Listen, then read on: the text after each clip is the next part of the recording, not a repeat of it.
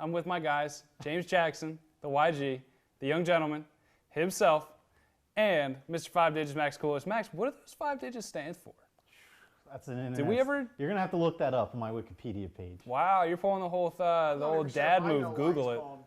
Oh, I do know what he's called. You know. 5 digits. I know what he's called. If you're really interested, get at me on Instagram. I'll tell you. Oh boy, that's a little nice Instagram plug. Nice Instagram shameless plug. self promo. Shameless that was self pretty promo. good on you, man. I absolutely endorse it. Good on you. That was fantastic. We don't promote ourselves enough here. I'm gonna withhold the answer to aid his promotion. Yeah, I'm gonna be one of those big accounts on Instagram. You have to check my story for the answer. I'm gonna post about it, but then you have to check my story for the answer. Look at you. Savage. Wow. Honestly, vet move. That was the equivalent of Chris Paul coming on a screen and getting someone on his back and getting the M1. Luka Doncic wouldn't have been able to pull that off against the Clippers. I'm sorry. if he can shamelessly plug himself, can I not shamelessly plug the thunder? Yeah, plug the thunder. You know what? I'm gonna let you have that one, guys. It's been a week. A long week. It's been a week. We'll get into a little bit of the Phillies lately, or later on in the show. We'll touch on the Flyers, where we kind of stand at halftime. And right now, I'll just say it. I got no time for the Sixers. I got none. I got nothing. I got no time for the Sixers. For what? We talked about them. They're done. Yeah, exactly. So we're going to move on. But the main thing. Football season for y'all now. Exactly. It's football season. Guys, the NFL season is this weekend. Next weekend. Next weekend. It is next week. Yeah, I told Kyrie earlier it was next weekend, and he did the whole Kyrie thing where he thinks he's right, but he tells you you're wrong. Yeah, exactly. You can say anything with enough conviction. It's 9 days, right? But here's 9 days. Next Thursday is kickoff. Yeah, okay. like that's insane. That's Texans Chiefs. Exactly. So we got football in 10 days. How weird is that? Crazy weird. So I saw like a graphic about it yesterday on Twitter, and I was like, oh my, I completely forgot about the NFL. I'm supposed to be really hyped for the NFL season too, and I completely forgot about it. I'm pretty hyped about it. The NFL owns August usually, and I got it. You got to be pissed if you're out there. August is like the most boring sports month ever. It's so dry that NFL training camp and preseason dominates August usually. And this year, how is that supposed to compete with? I mean, I'm the guy who likes watching spring training baseball, so I'm not going to complain about. Here's the thing. But March is like when the NBA ends. The NBA will end in October. That's it's full swing in the NFL season. Right. And then smack dab in the middle. So they're gonna week 7, 8 games are supposed to be really tantalizing. We're gonna have to go up against like the NBA Finals at night, which is tough. It's tough to do. That's tough. Would not be surprised if we see no NBA Finals games on Sundays. Is not. That's not out of the question at all. I guarantee you, Miguel's already put in the call. Days, has already put in the call to Adam Silver, like, yo, Sundays in the fall. Don't mess with us on Sundays. It belongs to one that league. Week 8's going to be a travel day. Exactly. So, the first thing we'll get into, and we asked it last week, as in, what position group are you most afraid of for the Eagles? JJ, your answer provokes this first question. You jinxed him. Andre Dillard's out for the season. I was right. Andre Dillard needs surgery on his bicep. Yeah. Yep. They signed Jason Peters to play guard. Now, it is what it is. The market and the usual average for a guard is a smaller salary than it is for tackle. As it should be. Left tackle. One is even on the right side, right tackle is more important than guard. It is what it is. It's a more valuable position. But now that Dillard's out, they're going to ask Jason Peters to move back to left tackle if they cannot go out and find one off the market, or if they don't believe they have one in-house. Now, Jason Peters says, yeah, you're asking me to do a different job. You better pay me market value for that job. But I won't say how I stand. I won't say my viewpoint on it. Wink, wink, nudge, nudge, Bob's your uncle. But gentlemen, is Jason Peters right for asking for more money? I'll defer. Go ahead. Oh man, I was hoping you would take this one first because I'm very torn. I'm very torn too. Because like the human side in me is like, yeah, you should deserve that money for that job. Like if you're playing left tackle, you probably should get paid like one. But on the other hand, like these are total freak circumstances, and like we brought him back in here to be emergency help at tackle, presumably a starting guard, and that's what he signed on for. And unfortunately, it's at the point where we are at the point of maybe needing emergency help at left tackle. I'm going to say this. Jim's Vikings made a surprise cut today, and don't switch up the names, but Riley Reiff. They didn't cut him yet. Oh, no. Well, it's expected that he expects to be cut. He expects to be cut and hit the free market. That cap, I don't even know how this cap implications would work because I know the Eagles are kind of strapped right now. He'll come with about an $8 million cap hit. Yeah, great, fantastic. That's exactly what I want to hear. Yeah, which is what might close the door on that possibility. Yeah, I'm just hoping that this works out. This plays out like this. Somehow Howie finds a way to make this cap situation work. We sign Reiff. He plays left tackle. We don't need to stir up this fuss with Jason Peters, because the last thing that I need to deal with as an Eagles fan right now is Jason Peters coming back and him stirring the pot and causing a mini controversy with wanting more money for coming back. And quite frankly, most other teams would have moved on from him a couple years ago. And that's kind of the other part of the reason why I'm kind of like, no, dude, take like, don't bite the hand that feeds you. Like, a lot of other teams would probably, I guess I can't say it because he did hit the market, and no one really bid on what he was looking for, and that's why he came back to the Eagles in this capacity. But I mean, you got to know when maybe not to press your luck. I mean, I think Jason Peters is 100% in the right to ask for more money. For one of the reasons that you completely laid out, he came back to this team to play guard. And we all know that the age that Jason Peters is at and the injury history that Jason Peters is at. So it was between him and, him and his camp to decide, if I'm going back to left tackle, not only is he going back to a position he did not sign up to play for this season, but the risk and injury implications that comes with having to deal with the team's best pass rusher on that side, snap in and snap out. And he knows the importance of that. You want to talk about it going from personal to business? You want to put your business hat on. We know many NFL executives and GMs aren't afraid to put the business hat on when it comes to it. It's why he got a smaller deal for going to guard in the first place. So now he is sitting at the position of leverage. And I think that any player now in today's NFL or today's sports landscape, when they find themselves sitting at the position of leverage, they use that leverage. Not many times you find yourself, especially as an NFL player, on that side of the table, where now you need me. It's not, we're happy to have you. Can you move? You need me to do this. You have no other reasonable option right now. So since you have no other reasonable option, you might as well pay me like you have no other reasonable option. I think that's where Jason Peters finds himself right now. And I don't think he's wrong for asking that. And he's going to go and provide a good service. It's not like he's ripping the Eagles off. He's saying, pay me what I deserve to be paid for playing this pivotal position. And we all know who the Eagles have at quarterback. So it is absolutely pivotal that a competent left tackle steps in there and gets the job done. And if he needs to be paid like that, he's in the right to ask for it. So I have two scenarios. I know what you're going to say. I have two arguments. They're not really scenarios. Two arguments. One, backup quarterbacks. The starting quarterback gets hurt. Okay. Their contract does not automatically shift to starting quarterback numbers. Okay, I like that. We're not talking about. So that's one side. That's one side of the argument. We're not talking about backup left tackle going to starting left tackle. We're talking about switching position, starting guard to left. If you ask, I agree, but for the argument's sake of two different neighborhoods of money, you know what I mean? It's makes sense. It's a parallel. The other side of the line is if I'm at a job and I get a promotion, that promotion better come with a raise. Yeah. So where do I fall? That's where I'm looking at it. Now, if I were to translate it, it'd be like me asking my starting inside, defensive tackle to now move to primary defensive end. Like there's a difference between that position. For sure. A different skill set, a different down and distance, a completely different jobs that you're asking to do. And the defensive end position is a much more prominent position.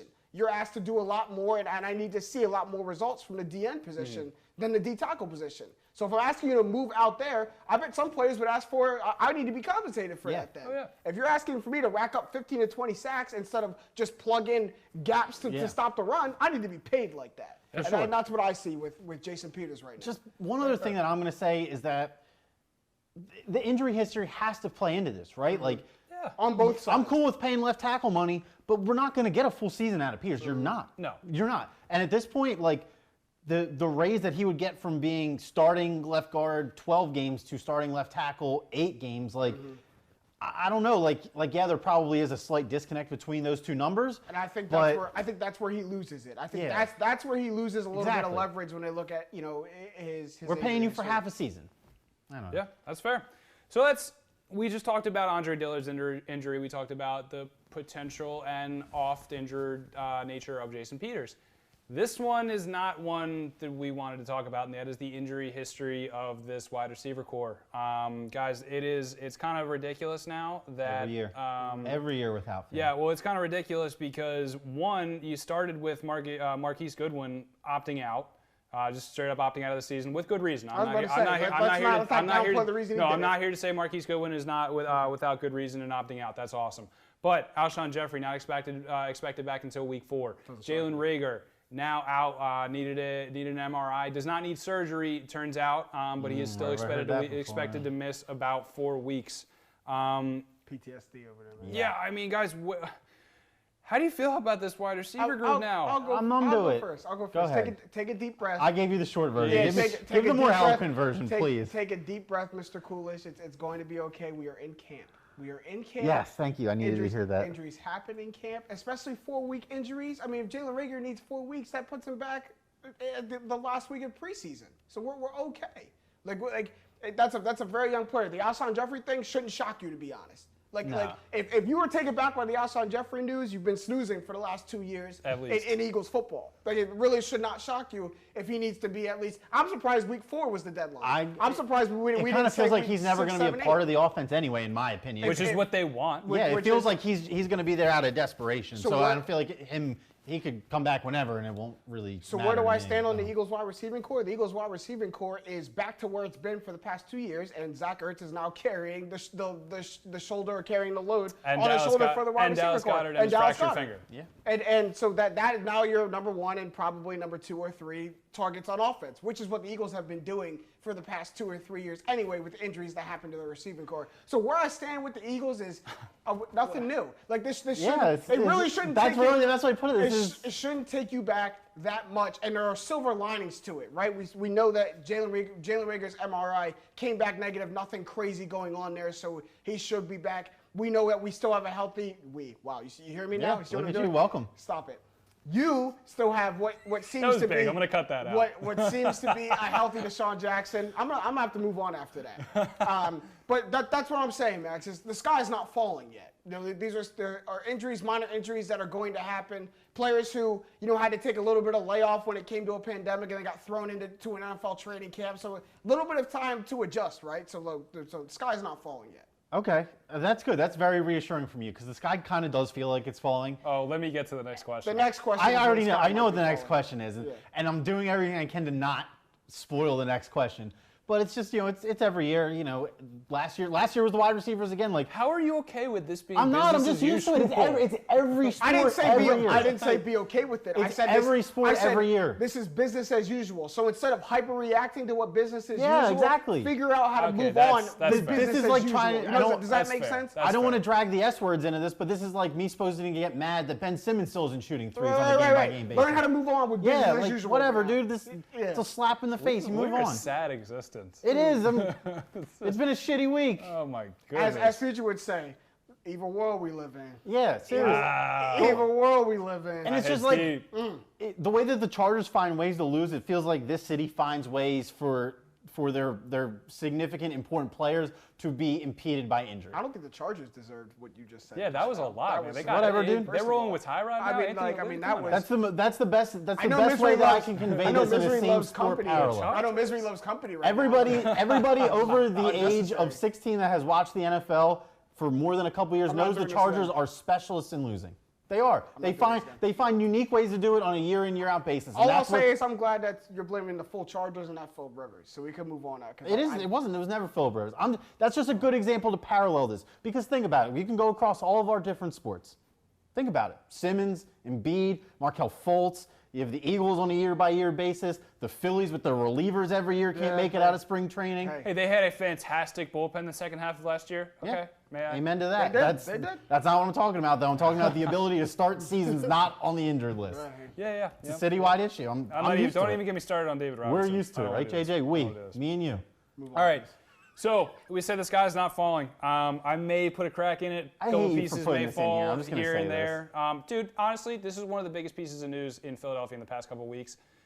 Carson Wentz has a soft tissue injury. Oh my God, this is like 1 to 10. 1 to 10. 1 to 10. Please. JJ, 1 to 10. How worried are you? Before I even put it on a scale, let me tell you, like, you should know why this has been big news in Philadelphia in the past. Yes, because Carson Wentz gets hurt. Yeah, but you can't, Max. You cannot treat any injury he gets lightly anymore. I am absolutely going to treat this injury lightly. No, the minute you treat a bruised arm, the minute you treat a bruised arm lightly is the minute that something falls off the wagon for you. If you have a player like Carson Wentz who is repeatedly in and off, or on and off an injured list, in and out, whatever you want to say, repeatedly on an injured list, any injury that arises needs to be treated with some severity.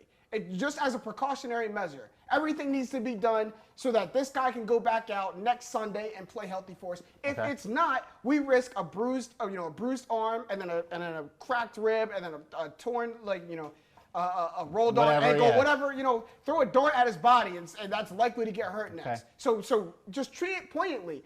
This is, again, not something to say that Carson Wentz is about to miss 6 to 8 weeks. It's just, I think it's the Eagles' way of letting everybody know we are treating this serious. Every injury he has is a serious injury in our mind now to get him back healthy. So with that being said, to put it on a scale, it's got to go ladder. It's got to go 7 or 8. Oh, it's a hard 7. Whoa! Because we're already in camp and he's getting bruises. Quarterbacks don't get touched. This isn't a D tackle that got injured. You don't get touched. You don't get touched. This isn't a D tackle that got injured. This isn't a running back that got injured. This is someone who takes hits at a high volume. This is a guy who wears a red shirt in camp and does not get touched. How are you going to bruise arm? Guys get cut for touching the guys in red shirts. That's true. So this is a little bit concerning because, like, man, if you're tearing up your shoulder without anyone touching you, imagine when that shoulder gets hit or if that arm gets hit a couple of times. It's got to be treated severely. Man, you are kind of scaring me, but I'm going to stick to my guns here. This is not going to bother me. I am not going to let this be the thing that takes me down. I'm just not. Good for you. I'm just not. You the Good guy for you. 40 seconds ago saying that none of Philadelphia sports' prominent players can stay healthy. Yeah, Wasn't that him? that's the truth. That is the truth. And 45 seconds ago, that was him. You don't even gotta watch. That's why I'm not going to let this one be the one that brings me out, because I'm going to hope that this one's different. Dude, that was you just saying that? They are overcautious with him. They are overcautious with him. Teams do it across the league. You just said we should be overcautious with Philly athletes. You just said that. You just said there's great reason because they never come out of camp healthy. Was that you? Yeah, but that's different. You're really twisting my words here. You're really twisting my words here, dude. Untwist them. So the way I was just talking, I'm going to be as quick as I can with this. The way that I was just talking about it is that when they initially arrived here, it's whenever you first arrived to Philly, the rookie year for Embiid and Simmons and Fultz, and this year it's Rager, right? Like, that's part of the larger problem that, yes, our athletes are hurt in the preseason every year, but maybe I didn't articulate it well enough that I more so had it in mind that it's the new guys who never can seem to catch a break. When was the last time a Sixers rookie Seriously, when was the last time a Sixers rookie did anything? Other rabbit hole, man. Literally did anything. Other rabbit hole. That was more so the thought that I was trying to convey there. I'll say this. Yes, Carson Wentz, it's no joke that he's more injury prone than your average NFL quarterback. But that doesn't change the sugarcoating, Max, is you're trying to that's make putting yourself it nicely. feel better. That's putting it nicely. Make yourself feel better. Dude, there's a difference between injury prone and prone to injury, and there's no doubt that Carson Wentz. He's both. Well, no, I would say I would say Carson Wentz is prone to injury, and he is also one of the most unlucky people on the face of the planet. Okay, that's fine. I'll agree with that. I'm just saying this. I want to know how that I'm not going to let literally the lowest designatable injury in football, a bruise. This is a bruise we're talking about, okay? I'm not going to let the lowest designatable injury in football. Don't put that out there, Max. For now, as of right now, I speak the truth. As of now, I speak the truth. I'm not going to let the lowest designatable injury in football scare me when this organization has shown the tendency to treat him with kid gloves whenever they feel necessary. To me, this strikes me as one of those times. I think that it is more worrying than usual that we only have 2 weeks of camp before week 1, right? I'm not going to sit here and downplay that, but I'm not going to let this bother me. I'm not going to let this impact my thoughts of how ready he will be week 1. Let me tell you how worried the Eagles are that Carson Wentz won't finish this season, next season, or his whatever everyone thinks his Philadelphia career is going to be. They drafted Jalen Hurts in the second round. That's how worried the Eagles are that Carson Wentz isn't going to live his entire Philadelphia career as he was supposed to. And like I said, they treat him with kid gloves. Maybe they should. Literal bubble wrap. Should. We're one hit away from this not being a conversation because he would have made it through a whole season last year. Like, yes, he is hurt. Which is why I said he's not injury prone because he is relatively unlucky. But it's just like relatively. I don't know. I feel like at this point he's one game away from halfway shedding that label. Dude, he's the new Sam Bradford. No, that's tough. That's a That's tough thing to disrespectful to say. Carson, I'm going to say. How is that disrespectful? Sam Bradford is one of the better pure quarterbacks in recent memory. Sam Bradford has made way more glass than Wentz. Way more You're glass. right, but at the same time, how are they different?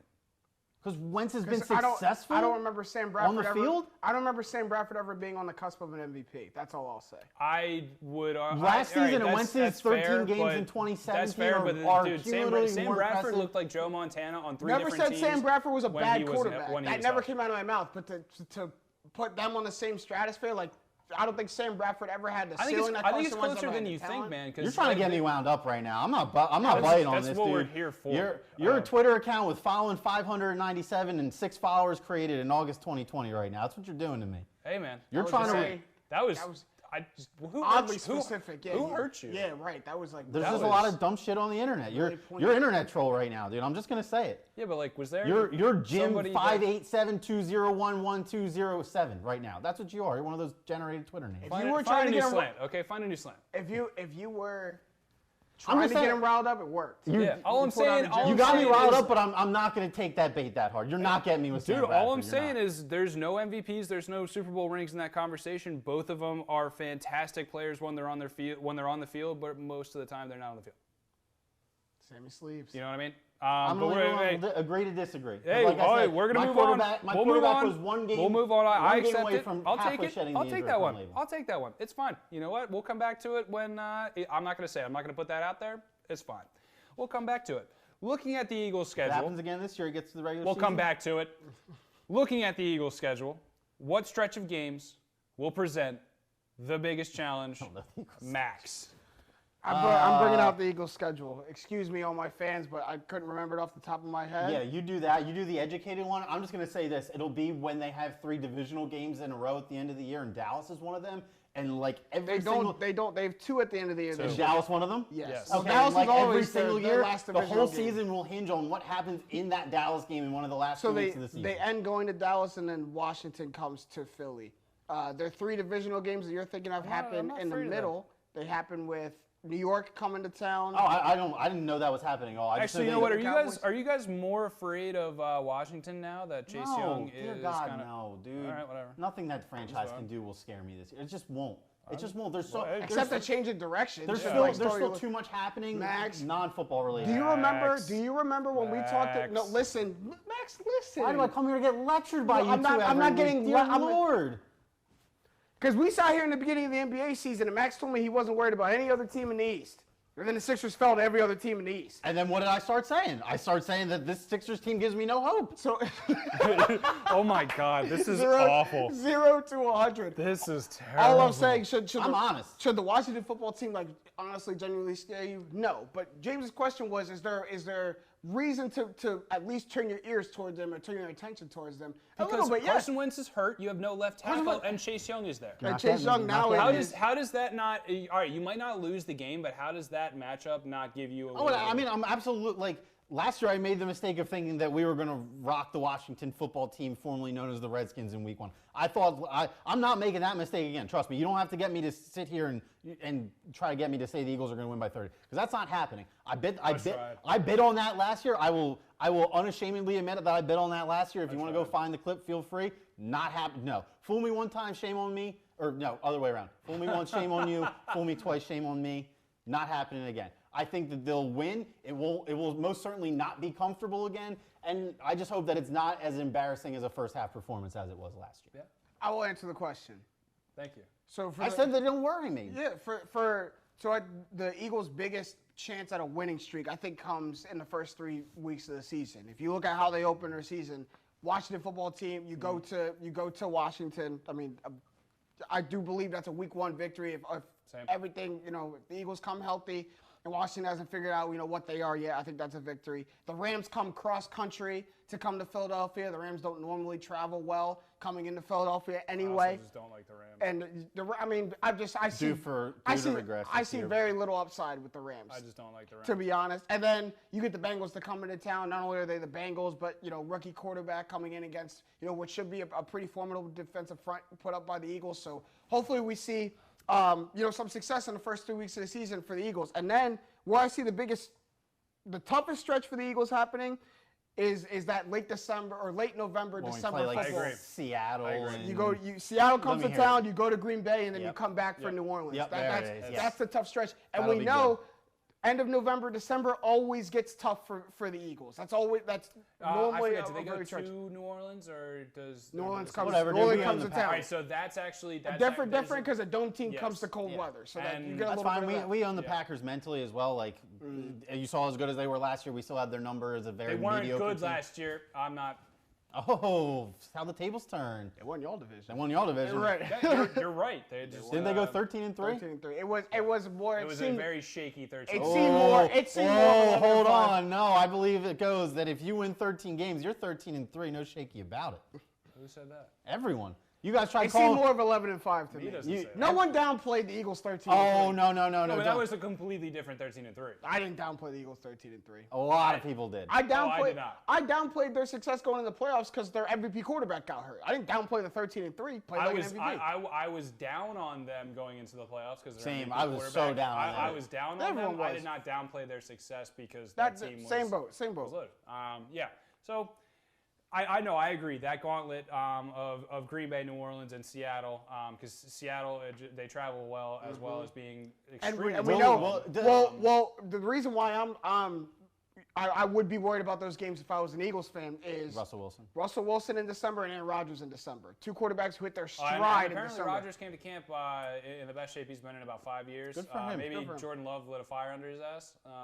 Still has no one to throw Yeah, to. I mean, Got one person to throw he has to. nobody to throw to, and that 12-year-old boy who has the clipboard now is not a good coach, but whatever, we won't get into that.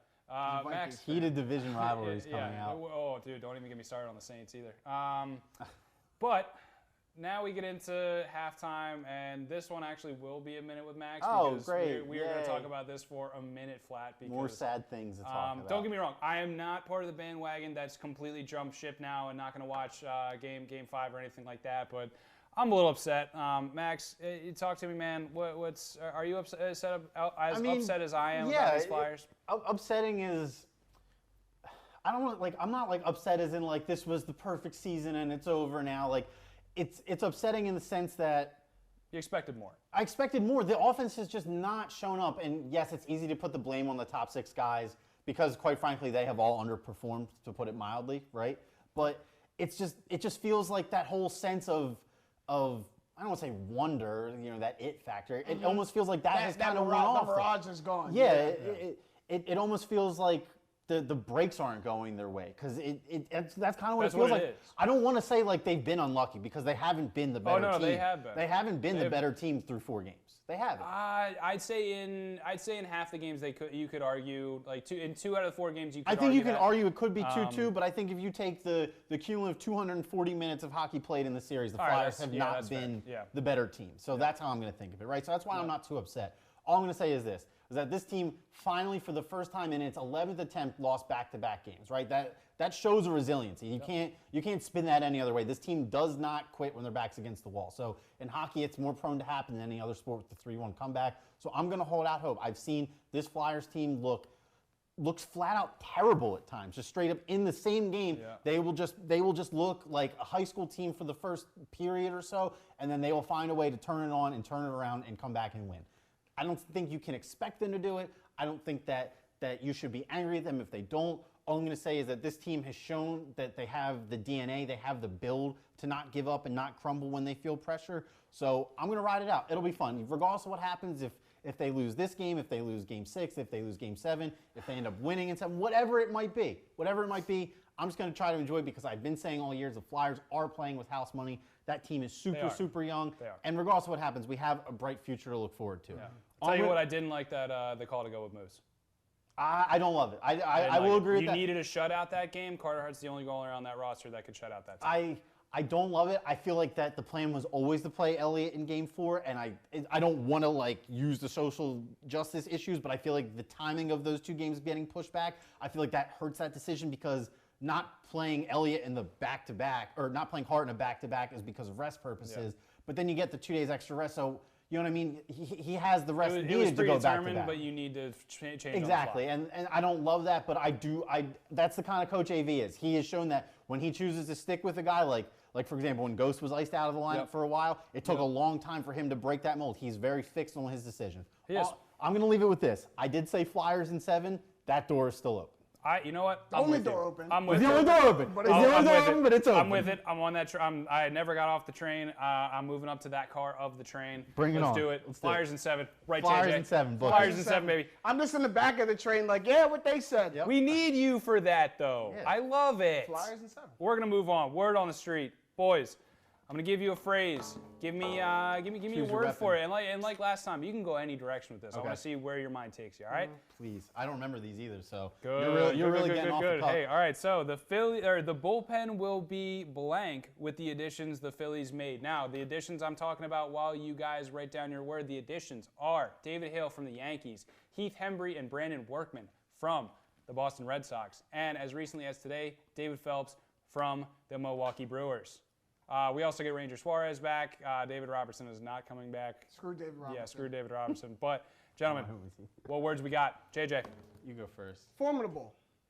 So it will be, I like you for that. yeah, formidable. I like you for Nothing that. too crazy, but I'm not down on it. The move for David Phelps, honestly, is what put this from subpar to par range or average range for me. We know that Joe Girardi likes to go get his guys, and the first time he did it, it looks like it's paying off with Didi. So him going to get David Phelps, who he coached, I believe, in the 2013-2014 season with the Yankees. 12 to 14. 12 to 14. He coached with the Yankees. Will be good. I mean, a 2.77 ERA right now. 20 strikeouts and I'm not. He's striking out 14 per 9. So he's appeared in some games and had success in those games for the Brewers. So it's going to make what's a really lackluster bullpen right now formidable. And what I mean by formidable is if we have a 6-4 lead, he turned it to the bullpen, that's probably shaky. If we have like a 5 to 10 run lead, then I'm not as scared as I would have been 3 weeks ago. So good additions. I'm glad they just addressed the bullpen though. I'm glad that there was no playing around with it. We could have went and got another starter arm and I wouldn't have been mad, but I'm also very, very, very encouraged at the fact that the entire attention was on the reliever. 6 relievers in 10 days you can't. You may be the only person to say That's those fine. words. That's No, fine. I'll agree with that. Because we I needed another batter, another starter. I mean, the offense is not the problem right now. We have Harper and JT who are in a little bit of a cold streak right now, but we're absolutely shouldering the load up until now. And now we got Kutch that's getting hot. We got Reiff that's getting hot. We got Jay Bruce that's coming back on the Bone's scene. looking good when he plays. So you know what? I'm very okay with Clintack and Middleton saying we're going completely bullpen because that's what we've been neglecting. So I'm okay with that. Yep. And I'm just going to more or less reiterate what you're saying. Less but stress more importantly than what they do on the field, it's how they treat my mentality. I'm really, really sick of every time the starter gets pulled that I feel my hair go gray and I feel my stomach drop. And I'm not quite sure if the thing that I just ate 30 minutes ago is sitting right anymore. Right. So all that hopefully will go away to some extent. And I agree with you. They'll at least be closer to average, which is maybe good enough with how well the offense has been looking over the last 2 weeks. Seriously. Almost came back from that 10-run deficit. I do think that there's a thought in the back of the mind of every position player on the Phillies, that says we need to produce runs on a nightly basis. Like runs, 5 to 6 runs need to be put up on that scoreboard on a you play nightly baseball. basis. It's either one of two thoughts. Like I need to get a hit this at bat. I need to hit it out of the ballpark. I need to put up a run, or wow, I'm really upset at the bullpen right now. Yeah. It's either or. You know what I mean? At this point, it's I don't know. And to have Jake Arrieta go 1 1/3 inning yesterday was absolutely atrocious. The next word on the street, fellas. You all right over there with that, Mark? I'm a little blued up. Yeah. Oh, you're blue. The next word on the street, and this sucks. Having JT Realmuto for 20 under contract for 29 more games is blank. I got this. It's unsettling. Quite honestly, that's the best word that I can think of because much like the Phillies bullpen, whenever the phrase JT Realmuto's contract or signed JT gets brought up, my stomach starts to turn and I feel a little bit dizzy and I'm not quite sure if the thing that I just ate 30 minutes ago is really still sitting right with me or not. Because quite frankly, it is an embarrassment that we have had this same question pop up in the second half of this show for what feels like a whole Since lifetime. July, since Literally July. what feels like a whole Since lifetime we got straight. back here. Since we got back Before here. then, I know we were talking about this over my terrible Zoom connection in my room, okay? I know we were. It's honestly ridiculous that they still have not made this happen. I don't know what you need to see. You've given up the assets for them already. You see those assets performing well, so it's not like the spotlight's not on the front office to make this deal right, because the guys we gave up are performing. They're doing well for the Marlins, right? Screw the assets. You see what JT is doing? That's what I'm saying, right? But Best Thank catcher you. in baseball stuff? all I'm trying to say is this: it's right, regardless of how well JT is producing, it's always a little bit easier to let the guy that you brought in go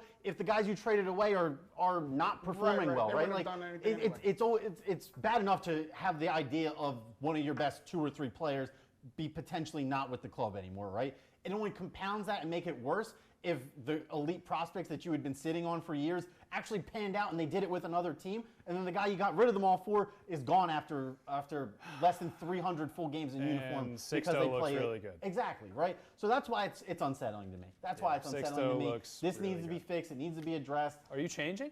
I'm Are changing. you changing the word? I'm changing last minute because I was actually very much on exactly the same side where you are. My first word was nauseating because Oh, yeah. you know, unsettling. I'm not sure if the thing I ate 30 minutes ago is sitting in my stomach right. And then I started thinking, and with every second it was going in your speech, Max, I just got more down and down and down because you realize you're going to look up next week and you're going to have 22 days left to JT Realmuto. Dude, what are you trying to do to me? And then the What? next one is 15. No, it's And gonna be then- long and next then year to make the playoffs. You know what I What are you mean? trying to do to But me? then you get closer and closer to his impending free agency, and it's glooming to me. It's like I see where we're going, where grass is not greener. Like we are going into we're falling off a cliff. I see the end right there, and we are rapidly My heading God, towards it. dude, I live way too close to the Ben Franklin for you to be Look, talking like this. it's That's where a bridge. It's not a cliff. Yeah, it's fine. it's where my mind has gone ever since we did not receive an ample opportunity to re-sign him. Everybody, including JT Realmuto, wanted to get a deal done. He just wanted to get There's his work. $330 million star player It's screaming Now, one I, thing. now I will Screaming say, it in an I will empty say stadium. Matt Klentak addressed the media today. Somebody asked him about the reports that he had not had contact with JT Realmuto's agent, and he said that is false. Of course, they've had contact. Minor victory. Is it? I don't know what the nature. That's better than what we heard 2 weeks ago, I JJ. guess I don't know what okay? the content. You know of what the word minor victory means? That phrase My minor God. victory is? Yeah, That's but exactly what the that is. contact could mean, hey, JT wants this. We're not paying him that. That's contact. You're, that's you're still right, but at the speaking- same time, let me. I glooming. need My to word sleep at was some my point, word was okay? glooming. That's where I Golly, am dude. right now. I'm going to need to wash my My hands. God. after All this. right, That's where gentlemen, I am right now. Word on the street. Number 3, blank will get the Phillies into the postseason. Ooh. And I almost said October instead of postseason, just being really hopeful. No, But then I realized isn't- October is no longer the World Series. So Wait, the playoffs aren't in October? I thought they No, the World No, Series they're is gonna in stretch. Oh, right. Yeah, The World they're gonna Series is stretch November now. longer. Right. Yes. So blank will get the Phillies into the postseason. Go anywhere you minds want. JJ, I see you writing something. Is that you gonna be a Something the first Phillies never give us: consistency. I mean, the same output from the offense, the same output from the starters, the same output from the bullpen. Consistency. It can waver a little bit, but I need to be able to rely on people, rely on a team to get us to the playoffs. It's not an easy road. We already know the Phillies have a top 5 toughest schedule in the MLB from top to bottom. Yay. We already know that the NL East has a very good team in the Atlanta Braves that likes to stay on top. Already know we're playing teams like the Yankees and a young and good Toronto Blue Jays team and a Marlins team that's surprising the entire MLB right now. So consistency is what we need. 14 and 16 is not going to get it done. Consistent wins, consistent output, consistent run production. Are you already pitching, counting tonight as a defense. loss for them? Oh, we're 14 and 15. I'm sorry. 15 no, and no, 15. I'm sorry. We're gonna go 15 and 50 after tonight. I mean, Right. it's only a two. And It's only we a are- 2-0 and lead. we're also- so No, it's 5. Remember the base 5 clean now. double, right? We are For the already show. also done our season series with the Braves. that's Yeah, big. That's So, nice. that is and big. the fact that it's so nice if they finish that comeback. So I agree. Consistency is the thing that will bring them there, but ultimately they're going to need starting. I don't think pitch- you're wrong. I don't think They're you're going to right at all. need starting pitching to carry the load because that's what this team is built for, right? Like I'm hoping, just like you two are, that this bullpen is not as much as a detriment as it has been through the first 30 games, right? it's hard to imagine it can get worse after all these moves that they've made, even after they made the initial moves to get Workman and the other guy from the Red Sox. Embry, who I trust with my life. Exactly. It seems like they've made at least steps forward, right? I think the guy they got today, and I can't keep all their names. David Phelps. Going to be a huge It arm. seems like Phelps It's gonna is be a big arm. It seems like Phelps is on paper the best pitcher out of the 4 that we got. Yes, he is. I wanted a lefty So- arm. Yeah, you need one more lefty to pair with You got a Morgan. little more lefty arms. Well, Alvarez is coming back. Also, by the way, one of the true heroes of the past decade of Philadelphia is Jose Alvarez, taking a 105-mile-per-hour comebacker off the gonads. Yeah, he just still making that out. He did finish that play. And then getting carted off. One of the true heroes. Couldn't do it. Couldn't be One me. of the true heroes. I Put a swear to statue. God. Give him a Max, statue. the only thing I'm gonna comment on yours is I think starting pitching is what helps them win into the playoffs. But I don't think we can rely so much on starting pitching to get there because I don't want the tanks to be empty if we get to the postseason off the backs of starting pitching. I mean it in the sense of, right, you have half the season left. Traditionally, Aaron Nola is a guy who dominates in terms of his performances. He has not gotten the results the last 2 years in September, August and September, but we went over this a couple weeks ago. He dominates in the later stages of the season. He's a guy who is used to warm weather. He performs well. Same with Wheeler. I don't know Wheeler's stats off the top of my head. I was just going to say if Wheeler can be 4/5 is what he is to been this point of the season, he'll be just fine. He had like a 2.15 ERA second half. Love it. Music to my ears. And I don't want to do this. I don't want to do this to jinx it. I have to give a shout out to Zach Eflin. He has been performing above expectations. Yes. His last game against the Braves, he was the reason we won that game. He looks it was fantastic. not any of the offensive players. It wasn't, I mean, it ultimately was Reese's home run, but he pitched an absolute gem against a team that has lit us up and did lit us up in this past series with them.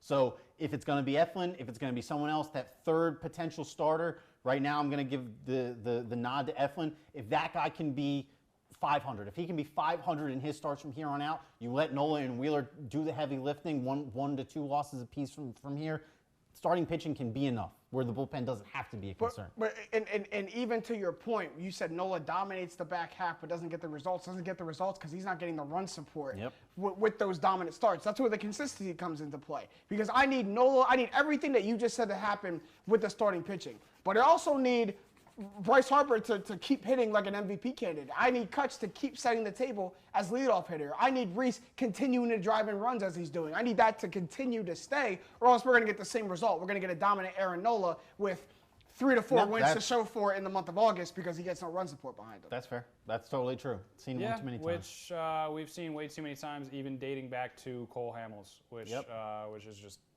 Wasted 2 years. Yeah, of a career. wasted efforts. My whole Let's life, say Phillies have last been word on the wasting street their here, fellas. performances. Last word on the street. We touched on it a little bit.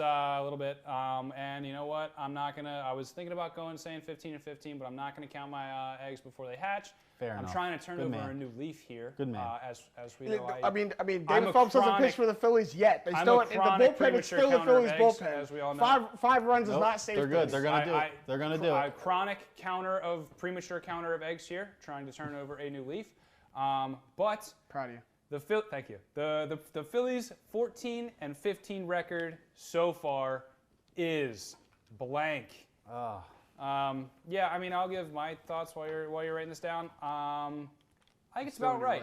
I think it's about right.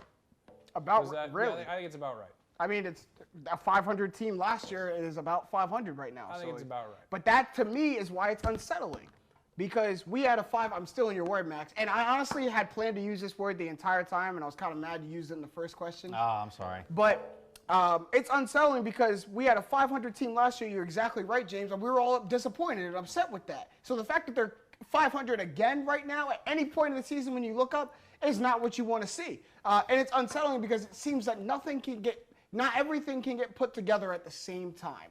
We either have our hitters hitting and our bullpen trash, or now our bullpen's good, but now our best hitters are starting to slump. Our starting pitchers are good, but now our bullpen's slacking. Oh my God, our bullpen's good, but our starting pitchers are getting Bullpen's racked. not good. Who are you kidding? I'm saying if it ever happens, we can't a get good one. point. We can never have our cake and eat it too. It never seems that way, and that's unsettling to me. That makes me seem like I'm going like this on a roller coaster. And anyone that knows me, I freaking hate. Are you roller serious? coasters. I'm not a big I know roller you coaster guy either. I know you did not just say roller coaster. I literally know he did not just say roller coaster. I hate roller coasters. I hate I'm not them. a big fan. I hate Really? them. I'm too tall. I am the guy. That's fair. I can understand. I that am for the you. guy that when we go to the amusement park and all my friends want to go on roller coasters, I go absolutely 100%. Give me all your coats and I'll be right at the exit when you guys get off. I'm with you. And I got no shame because I hate roller coaster rides. You know what I like, Max? Level ground. I like traveling like this because that's consistency. This is all full circle this episode. You're on a fire. That is consistency. man. That's what I want to see Fire. from. I don't want to see this. Okay, no, that's I want to get to the top and then go like this. I want to That's plateau. what I want to do. I want to plateau at the top. I want to get to 13,000 feet and put that bitch in autopilot and just go like this and coast at the top. Consistency. That's what I want to see. I don't like unsettling. I don't like roller coasters. Sorry to take yours. okay. Well, you cat's out of the bag. This season has been, to put it mildly, a roller coaster ride for the Phillies. And without boring you with all the details, I really feel like you can sum it up even to the 14-15 record that's just barely missing the even mark. The Phillies went down 10-0 by the end of the second inning yesterday as a result of 7 from their starting pitching and 3 from the bullpen. Usually those numbers are flipped, but whatever, the point still stands. 10 is 10. That game finished 12-10 with the Phillies just coming up a little bit short. It took a and double having, play. It took and a having double play. multiple opportunities. Fantastic double play. Yeah. It was a really nice Double double play. play. Having multiple opportunities to get runs home from scoring positions late in the game, right? Not only is that an encapsulation of this Phillies series, it really feels like it's been an encapsulation of the Phillies' past decade after the 4 aces left. So Still have that shirt framed. I honestly, timeless piece of apparel. Shout out Joe Blanton, unsung hero The of shirt that, is of 4 that aces and a starting. sloppy Joe, and Yeah. Joe's in the middle down here. Shout out to Joe Blanton, the unsung hero of that rotation. So yes, that is the Phillies to this point. I'm going to say this. I am hopeful, right? We all talked about this. When we talked about what we could expect from the Phillies, we knew they would be maybe a little shaky to start. New manager, a couple new players. You have to figure out your lineup, and there were questions with the bullpen. Those questions have still not been answered, right? But I think that knowing those things going in, can you really be disappointed or surprised? No, we knew this team was consistently inconsistent. You knew we were There's my probably. consistency. Oh, that hurt. We There's my knew that consistency. they were probably going to need big efforts from their bats to overcome those shortcomings in late inning relief situations, and that's what we got. What we were promised is what we got. So I'm here for the ride. I know what I signed up for. I've been delivered. I've been fulfilled from the Phillies end of this deal that I struck. So I'm going to say this. I'm feeling more positive now, 30 games in, than I did 0 games in, 10 games in, and 20 games in. I do feel better now. I do feel a little bit better. Oh, I think I see the full picture of this team, and seeing the full agree. picture makes me just a little That's bit a good more way to put it. confident We agree. of what they're doing. But in 162 games, a 14 and 16 start, 14 and 15 start. Who cares? My friend says the voice. Who cares? Take 102 of those games away, and I don't have much time to play with 14 and 15, especially when the Braves are hot, when I'm playing other teams that are hot. Like, I'm really only worried about the Braves in the NL East. I should worry about the Nationals a little bit, but my big contention is with the Atlanta Braves right now. And as long as they're playing well, I see little margin for error with the Phillies. So when you put yourselves in a 14 and 15 hole, second place. that, I mean, 8 second teams place, make the playoffs. You got to feel good about their chances. After that series against the Braves, it felt like that team know that. Actually, we watched them win 4 or 5 straight and then lose the next 4 or 5. Like we've But seen. they did that we've opposite. seen They when lost there's- 4 or 5. What did I say to you when we were leaving here last week? I said, hey, maybe by the time I see you next week, the Phillies will have turned it around and figured it out. But that 4 or 5 came after a 4 or 5 win streak. Like that came after a 4 or 5 game win streak. It's a game of the Phillies are a microcosm. Their microcosm is it's a game of streaks. This is what we're doing. Basketball's a game of runs. This is what we're doing. I don't like I hate this. you. If the Sixers went on a 4 to 5 game win streak and then a 4 to 5 game lose streak and a 4 or 5 game win streak, you'd be tearing your head out by the end of the season. I don't want this. I'm already there, dude. Like, I don't want this. Whatever. All right, that was Word on the Street. I love Word on the Street, man. always We're worse. gonna move Your into face tap is even outs, worse. and guess what? I'm gonna really? go first. I'll Probably tap us out first. I know. I will tap us out first, guys. My tap out is real short and sweet. To the kids that are growing up out there playing team sports, and to the parents out there who have children playing team sports, do not let your children grow up to be Marcus Morris seniors. Yeah. Please, that. He's from honestly, Philly too, bro. dude, Like, how you gonna do the city I like know, that? like, it's- how you gonna rep the city Do like not that? let your kids grow up to be Terrible. Marcus Morris seniors. If you don't know what I'm talking about, check it out for yourself. That's not how somebody conducts themselves. man. Let alone during a game of organized sports. Let alone on a team sport. And here's what I'll say: the So- sport of basketball is bigger than you, Marcus Morris Yep. Sr. you got to realize who you're putting at jeopardy. You're putting the future of the NBA right there, Luka Doncic, in jeopardy. And then you're going to come back and say, oh, I've always played it this way. No. Say whatever you want to say. It's the same dude that bopped Justin Henderson on the head in a preseason game. Yeah, the same dude with a basketball. Like, Man, that was this year this season. happened. Exactly. Oh, my yeah. God. So, again, kids, don't be Marcus Morris. Parents, don't let your children be Marcus Morris. Guys, who's next? I'll go next. So we lost again. Yep. It just seems that 2020 is just giving us body blow after body blow after body blow. Not only did we lose the Black Panther, which I thought that was going to be the worst news I saw all week. I woke up this morning to see that the basketball world lost a prominent and dominant figure in John Thompson Jr. And for those who just don't realize the legacy of this man, just pick up a book or do a quick Google search to see what this man did for not only the University of Georgetown, but for the Big East Conference and college basketball as a whole. Is a pioneer in creating and helping lift up the Big East, which at the time became the most prominent basketball conference in college basketball and carried that tradition out. So the best conference for he college is responsible for players like Dikembe Mutombo, Patrick Ewing, and we do not get Philly's pride and joy, Allen Iverson, without John Thompson Jr.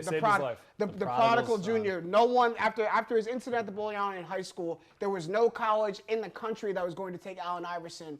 And John Thompson Jr. took a chance on him, and it was the biggest payoff he's probably ever had in his career. And not only for what he's done on the court, but for people who are looking, are on both sides, who are, mourning and praising John Thompson, but are also really upset about NBA players going on strike and boycotting, also need to read about what John Thompson Jr. did for Georgetown, was at the forefront of fighting racial and social injustice while continuing to coach and having his players do exactly the same and follow suit and follow his lead. So I put all that to rest and to say that John Thompson Jr. is going to be hugely missed. I pray for his friends and his family as they go through a loss like this, because if we're feeling this for people who have never met him, I can't imagine what they're going through knowing how great this man was. So, rest in peace, Coach. I know you're up there in heaven with a big white towel draped around your shoulder, yelling push, push, push, because, that's what I'll remember from you on the court. So rest easy, John Thompson Jr. Well, very well said. They walked off the court at the Palestra. Yeah. When those signs about Patrick Ewing were out there. So it's like this, very, very well said. Very, very well said. Maximilian?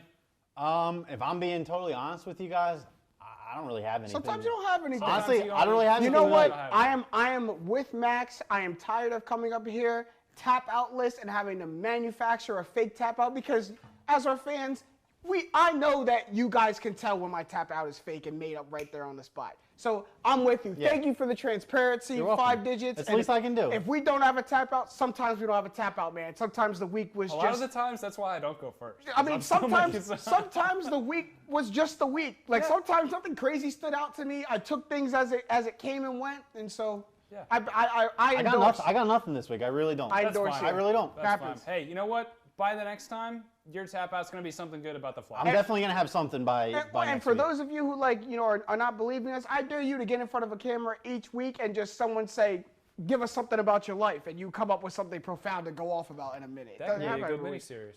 Give me something about your life. You might got one right there. Give me something about your life. That's trademark. Don't take that. You can't take it. That is going to wrap us up on this week's episode of Trust the Process Live. You are going to catch us here every Monday, same time, same place, maybe a different place, but we're not going to spoil a surprise for you. As always, we are brought to you by My New Philly, where something is always new and everything's always Philly. Philadelphia. Look what I do for you guys. Easy, stay blood, breezy. sweat, tears, and permanent markers. Stay easy, all right? R.I.P. Chadwick Boseman. What's that say? Read it out loud. Arrest the cops who murdered Breonna Taylor. Yes. Hey, keep that up there real quick. Keep that up there. Oh, my God. I'm sweating. You see that? If I can get a like, comment, and share from everybody who's watching this right now to put this on your timeline and share this should have been the first thing I wrote on my board, to be honest. Arrest the cops who murdered Breonna Taylor. Arrest the cops who also tried to murder Jacob Blake. I'm going to add right here. I'm just going to leave this until we rock out. Yep.